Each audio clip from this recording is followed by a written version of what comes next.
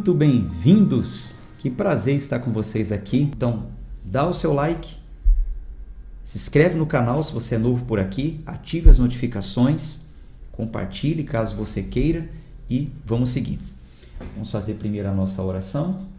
Na sequência eu coloco aqui a Bíblia na tela. Pai amado, Pai querido, rendo graças ao Teu nome porque o Senhor é muito bom em tudo.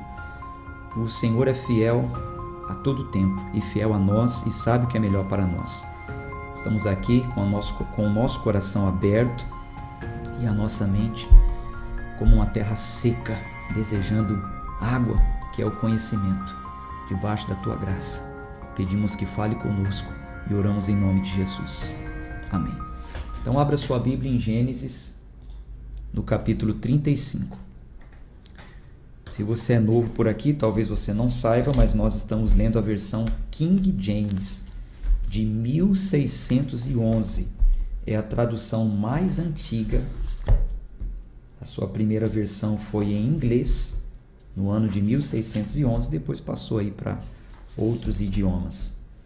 Nos 2 primeiros dias eu expliquei por que escolhemos essa versão e qual foi o exercício teológico que nós adotamos, que é a hermenêutica.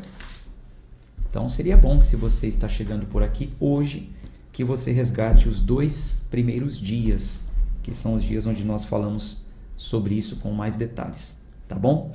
Gente, o nosso compromisso é lermos e interpretarmos os textos, para que não venhamos errar na interpretação e incorrer em erros doutrinários e práticas heréticas.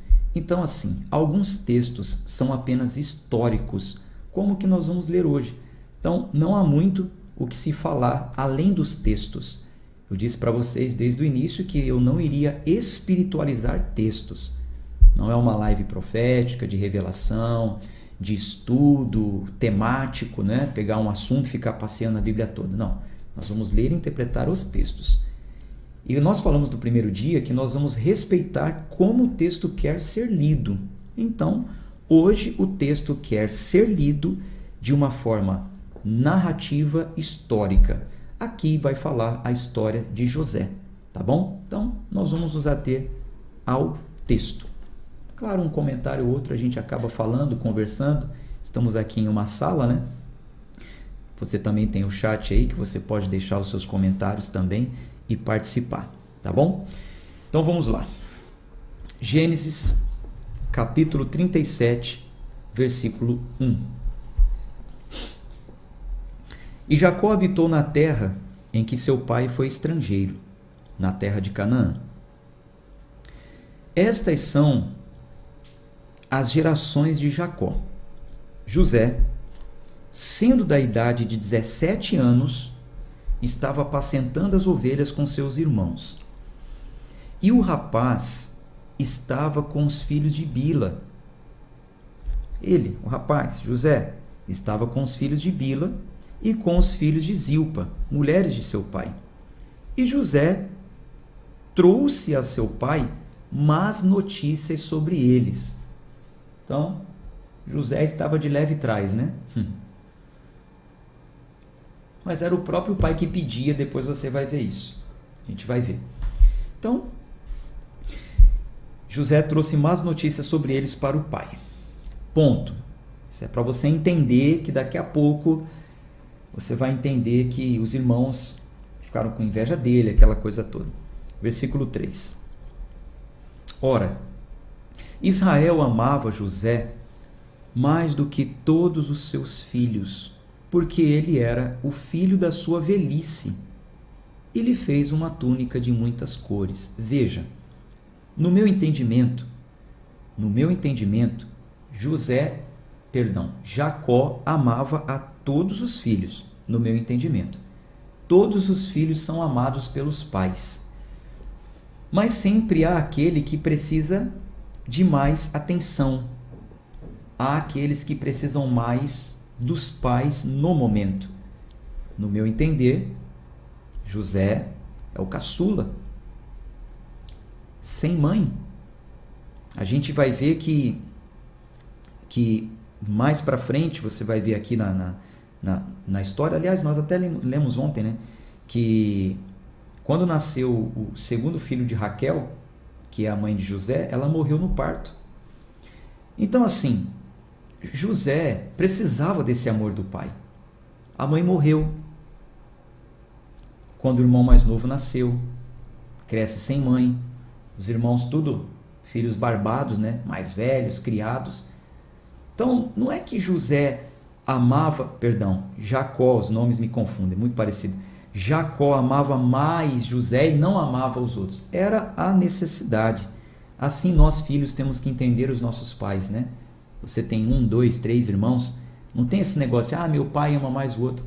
Às vezes aquele filho, ele precisa, né, de ser mais amado. Talvez você é uma pessoa resolvida na vida, já cresceu, desenvolveu, e tem um outro que talvez possa ter até mais idade, mas é descabeçado, é imaturo, está sempre dando problema, e o pai está sempre ali, né, tendo que... Enfim, no meu entender é isso, tá? No meu entender. Vamos ao que diz o texto, e aí você vai tirar também as suas conclusões. Versículo 4. Aqui no 3 foi falado que Jacó fez para ele uma túnica, né, uma capa, um sobretudo de muitas cores.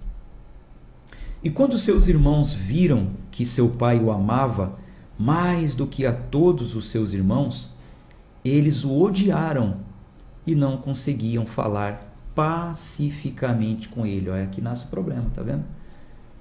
É aqui nasce o problema. Só porque o pai fez algo a mais por um, os outros ficaram com ódio e já não conseguiam falar pacificamente com ele. E José sonhou um sonho e o contou a seus irmãos, e eles o odiaram ainda mais. E ele lhes disse: ouvi, rogo-vos, este sonho que sonhei. Eis que estávamos amarrando feixes no campo, e eis que o meu feixe se levantava e ficava em pé. E eis que vossos feixes estavam em pé ao redor e faziam reverência ao meu feixe.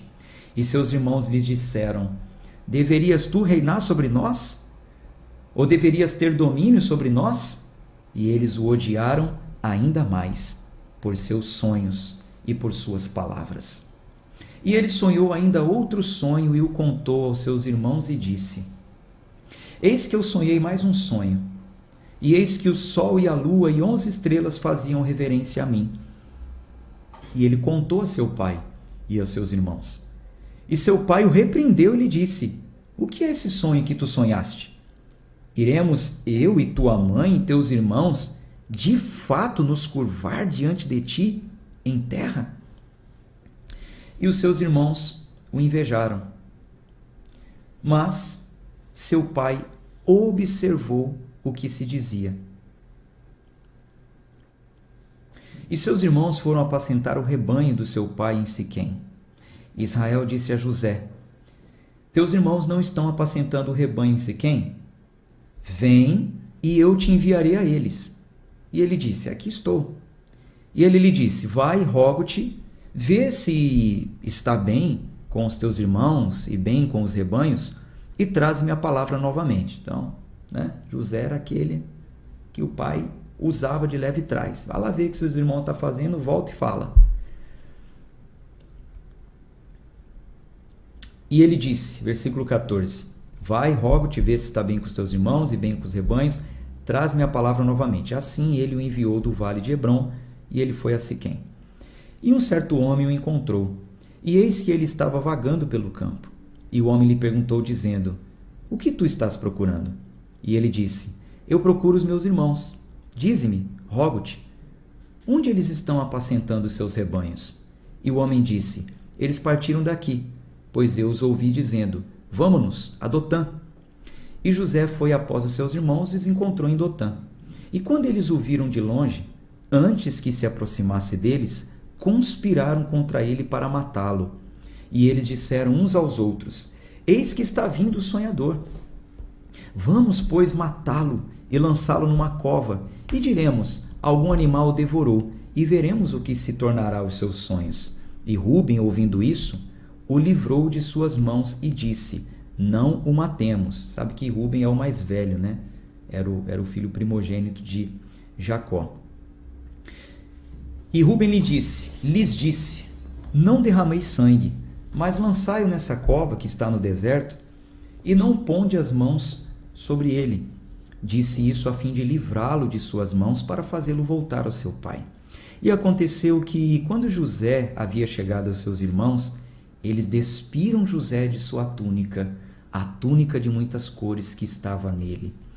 E eles o tomaram e o lançaram em uma cova, e a cova estava vazia, não havia água nela.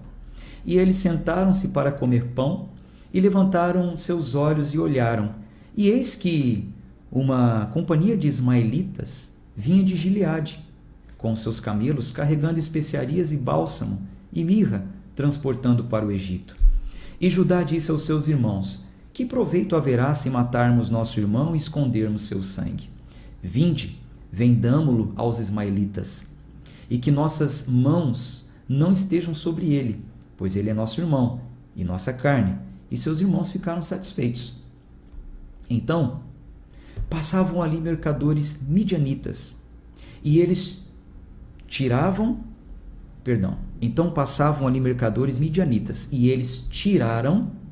e levantaram José da cova e venderam José aos ismaelitas por 20 peças de prata, e eles trouxeram José ao Egito. Então, estava passando ali uma caravana de mercadores, né, que estavam saindo daquelas terras para vender coisas no Egito.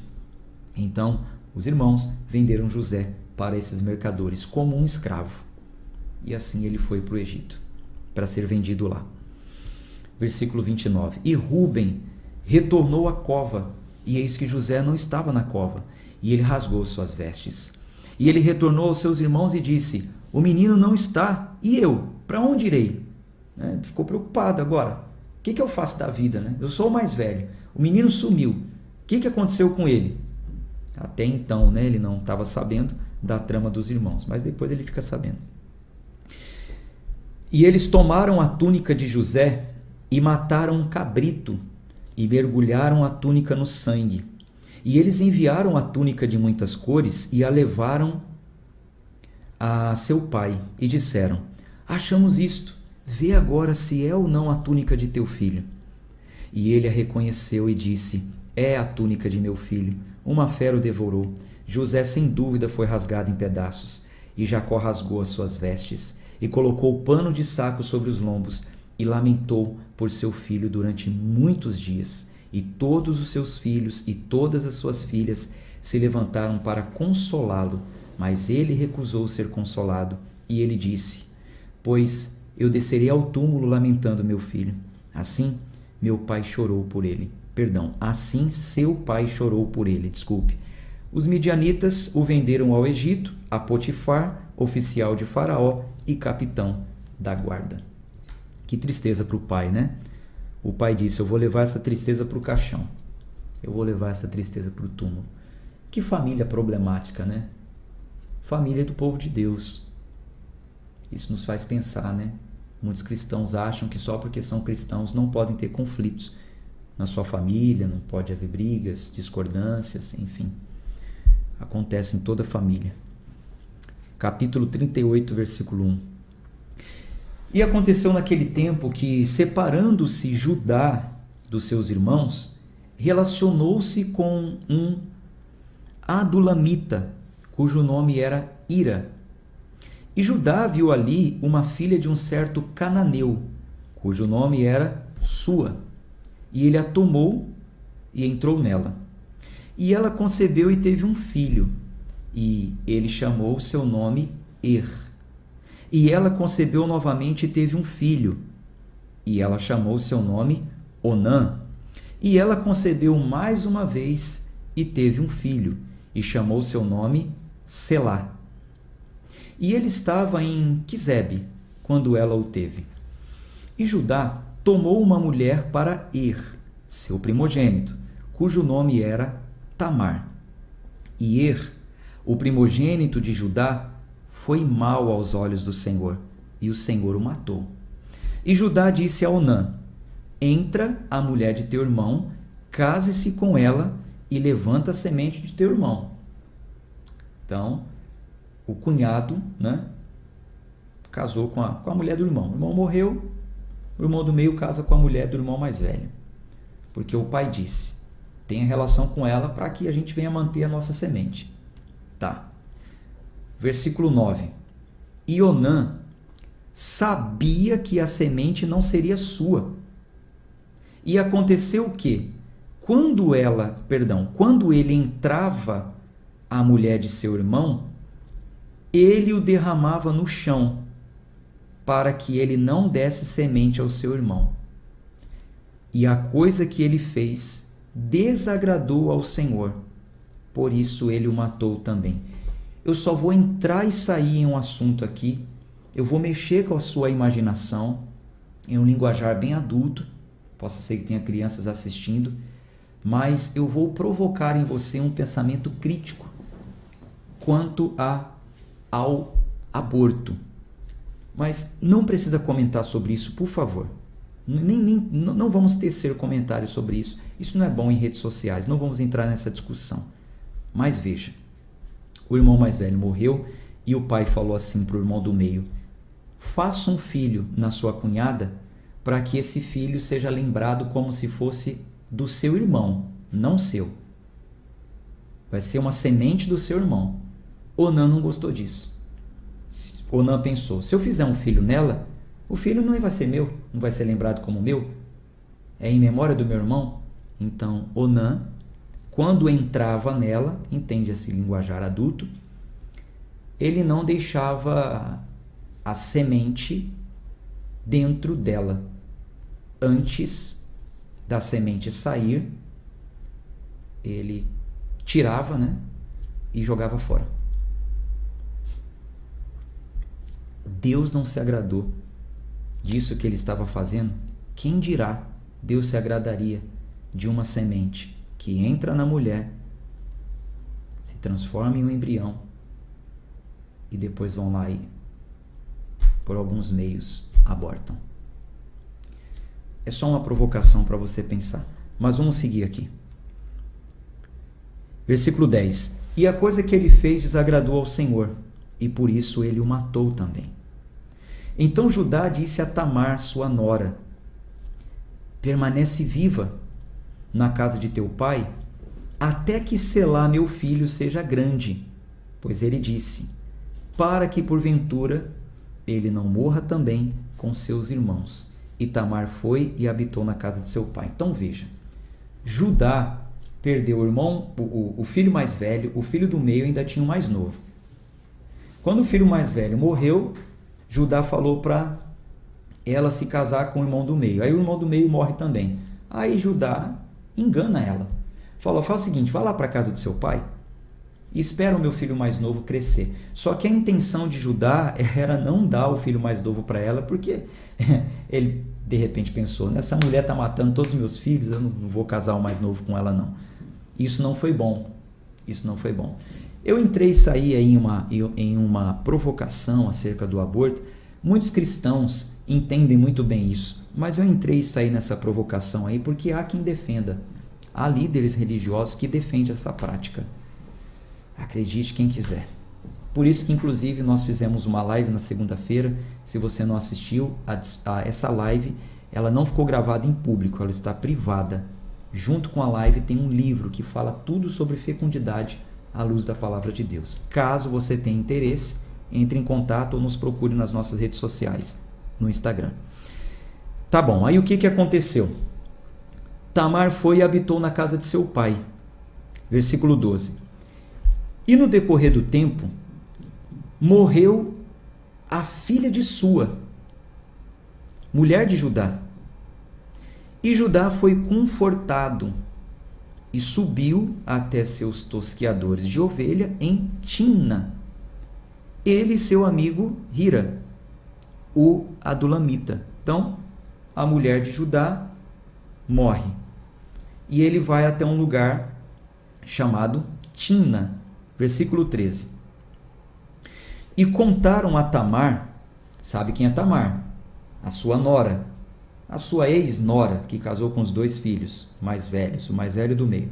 Então contaram para Tamar, dizendo, eis que teu sogro sobe a Timna para tosquiar suas ovelhas. E ela tirou de si suas vestes da viuvez e se cobriu com um véu, enrolou-se e sentou-se em um lugar aberto, que fica junto ao caminho de Tina, porque ela viu que Selá havia crescido e ela não havia sido entregue a ele por esposa. Então Tamar viu que o filho mais novo de Judá cresceu e Judá não cumpriu a palavra, entregando o filho mais novo para casar com ela. Então ela se cobre, fica na estrada, no meio do caminho onde Judá iria passar, e olha o que acontece. Versículo 15. Quando Judá a viu, ele pensou que fosse uma prostituta, porque ela havia coberto a sua face. E ele se voltou a ela junto ao caminho e disse: Vem, rogo-te, e deixa-me entrar em ti, pois ele não sabia que ela era sua nora. E ela disse: O que me darás para que possas entrar em mim? E ele disse: Enviar-te-ei um cabrito do rebanho. E ela disse: Dá-me-ás um penhor até que o envies? E ele disse: Qual penhor te darei? E ela disse: Teu selo e tuas pulseiras e teu cajado, que está em tua mão. E ele o deu a ela, e entrou nela, e ela concebeu dele. O selo era um brasão que identificava, né, a família, cada tribo.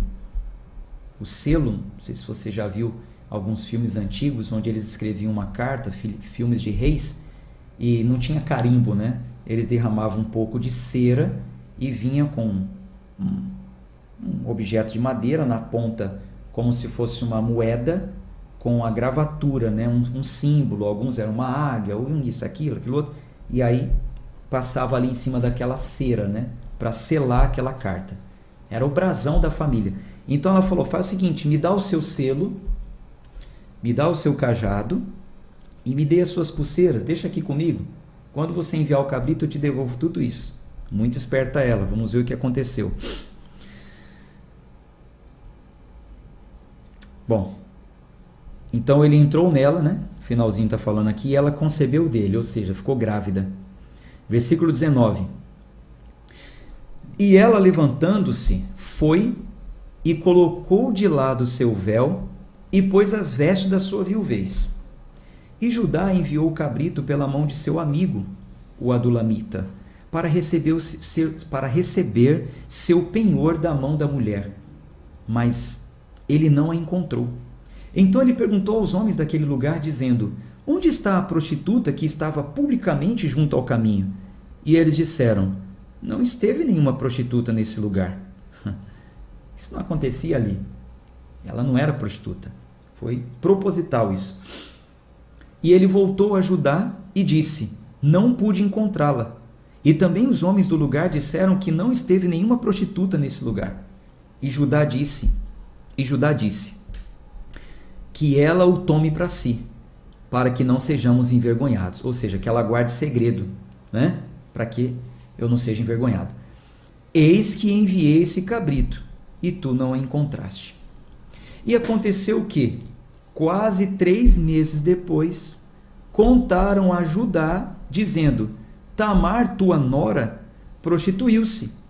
E também, eis que está com um filho da tua prostituição. E Judá disse: Trazei-a e ela seja queimada. Olha, passou 3 meses, a barriguinha cresceu, viram e foram falar para ele: ó, tua nora, que está lá na casa do pai dela, se prostituiu, porque ela está grávida. E aí Judá: traz ela que a gente vai queimar ela. Versículo 25.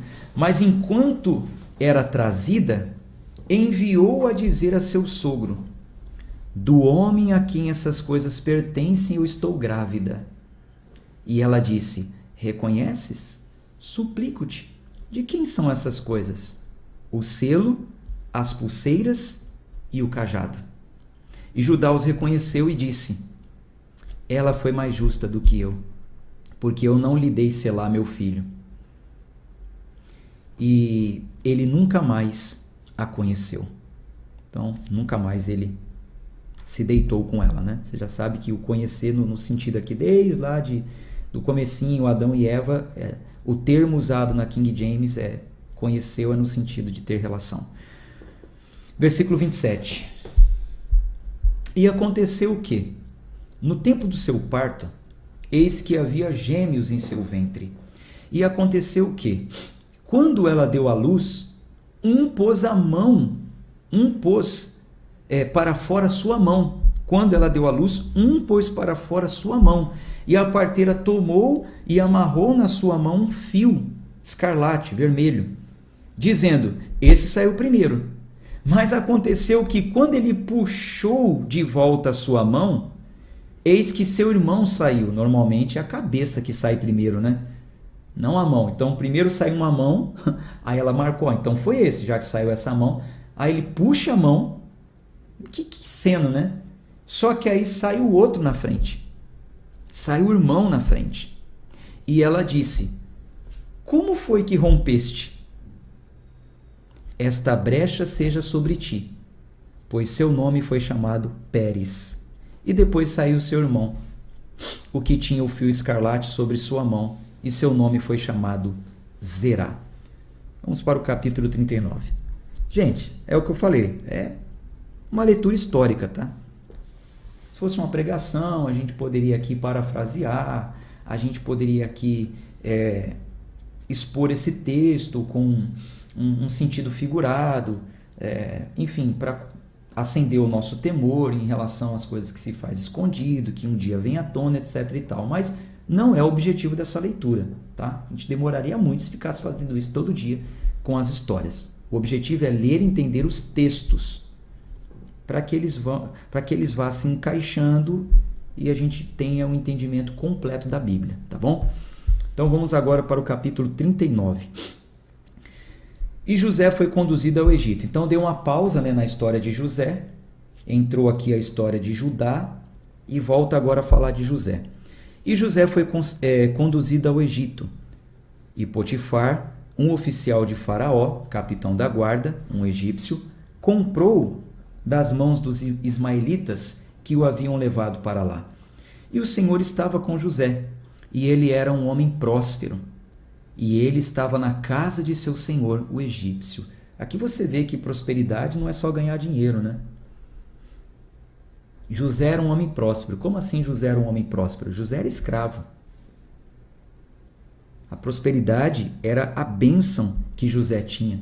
De o que ele colocava a mão dava certo, desenrolado, esperto, inteligente, destemido. Então, José era um homem próspero. E ele estava na casa do seu senhor, o egípcio. E o Senhor viu, o Senhor com S minúsculo, que é Potifar. Então, o Senhor Potifar viu que o Senhor Deus estava com ele e que o Senhor Deus fazia tudo prosperar na sua mão. E José encontrou graça aos olhos dele e ele o serviu. E ele o fez supervisor da sua casa, e tudo o que ele possuía colocou na mão dele. E aconteceu o quê? Desde o tempo em que ele o fizera supervisor sobre a sua casa e sobre tudo que possuía, o Senhor abençoou a casa do egípcio por causa de José, e a bênção do Senhor estava sobre tudo que ele possuía na casa e no campo. E ele deixou tudo o que possuía nas mãos de José. E ele não sabia o que possuía, a não ser o pão que comia. E José era uma boa pessoa e formoso à vista. A confiança era tanta que Potifar nem sabia o que tinha, nem fazia a conta do que tinha e o que não tinha. Deixava tudo na mão de José. Só sabia do que comia, só chegava lá para comer e tal, nem sabia. Confiava em José. Versículo 7. E aconteceu o quê? Depois destas coisas, a esposa de seu senhor lançou seus olhos sobre José, e ela disse: deita-te comigo. Mas ele se recusou e disse à esposa de seu senhor: eis que meu senhor não sabe do que está comigo na casa, ele confiou tudo o que tem nas minhas mãos. Não há ninguém maior na casa do que eu. Tampouco me negou coisa alguma, senão a ti, pois és mulher dele.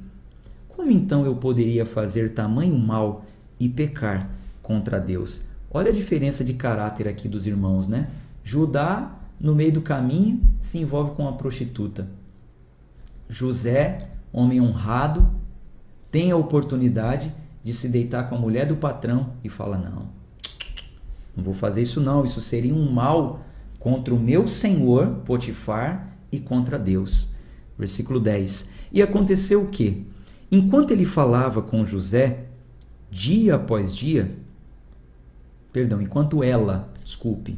enquanto ela falava com José, dia após dia, ele não lhe ouvia para deitar-se com ela, ou para estar com ela. Então, quer dizer, todo dia ela ficava, vem, deita comigo, mas ele não dava ouvido.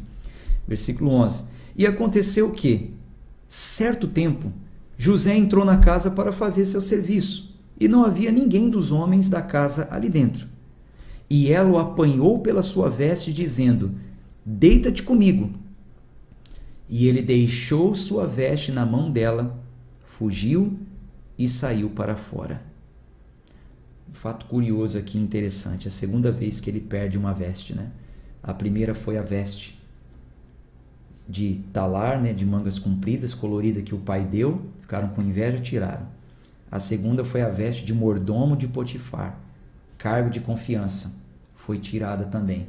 Nós vamos ver mais uma vez aqui que a veste dele é tirada mais para frente. Vai se atentando para os detalhes. Mas tem uma veste que ninguém vai tirar dele, né? Que é a veste de filho, de servo do Senhor. Bom, ele deixou a sua veste na mão dela e fugiu e saiu para fora. E aconteceu o quê? Quando ela viu que ele havia deixado sua veste em sua mão e havia fugido para fora, ela chamou os homens da casa e falou a eles, dizendo, vede, ele trouxe para cá um hebreu para nos escarnecer. Ele veio a mim para deitar-se comigo, e eu gritei em alta voz. E aconteceu o quê? Quando ele ouviu que eu levantei a minha voz e gritei, ele deixou sua veste comigo, fugiu e saiu para fora. Mentirosa, né? E ela guardou a veste dele consigo até que seu senhor voltasse para casa, Potifar. E ela lhe falou segundo essas palavras, dizendo, o servo hebreu que tu nos trouxeste veio a mim para me escarnecer. E aconteceu que, quando eu levantei a minha voz e gritei, ele deixou sua veste comigo e fugiu. E aconteceu que, quando seu senhor ouviu essas palavras de sua mulher, que ela lhe falou, dizendo, foi desta maneira que teu servo agiu comigo, sua ira se acendeu. E o senhor de José o tomou e o colocou na prisão, em um lugar onde estavam presos os prisioneiros do rei, e ele estava ali na prisão. Mas o Senhor estava com José. Então, podem tirar a roupa que for de José. Pode tirar a túnica, pode tirar a roupa de mordomo, o Senhor continuou revestindo José da bênção. A bênção estava com ele. Grave isso, traga isso para a sua vida. Versículo 21. Mas o Senhor estava com José e lhe mostrou misericórdia e lhe deu favor aos olhos do guarda da prisão. E o guarda da prisão confiou à mão de José todos os prisioneiros que estavam na prisão e tudo o que eles faziam ali. Era ele que fazia ali, e tudo o que eles faziam ali, era ele que fazia ali. O guarda da prisão não cuidava de nada que estava sob a mão dele, porque o Senhor estava com ele, e aquilo que ele fazia, o Senhor fazia prosperar. Muito legal, né? Vamos para o capítulo 40. Deixa eu dar uma olhada aqui nos comentários de vocês aqui.